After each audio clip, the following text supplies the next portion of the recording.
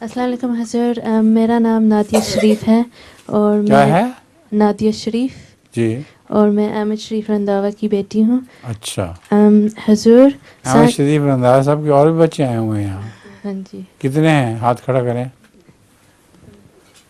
2 3 ہو گئے. تین. ٹھیک.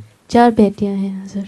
کیا؟ 4 بیٹیاں ہیں. 4 بیٹیاں. حضور بیٹا کوئی نہیں؟ نہیں بیٹا نہیں. میرے والا حال ہے.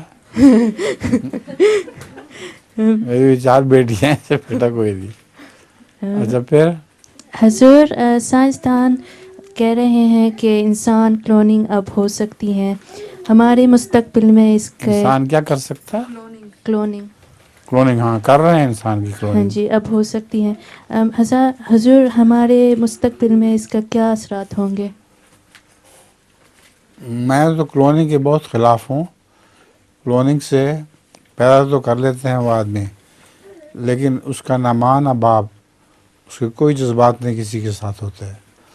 اس لیے کلوننگ والے آدمیوں سے خطرہ ہے کہ وہ بغاوت نہ کر دیں. امریکہ میں تو یہاں تک کہا جاتا ہے کہ جس طرح محمد علی ہے نا مضبوط، اس طرح مضبوط آدمیوں کی کلوننگ کر کے انسان پیدا کرو. تو اگر ایسا کریں گے تو وہ سارے امریکہ پہ قبضہ کر لیں گے.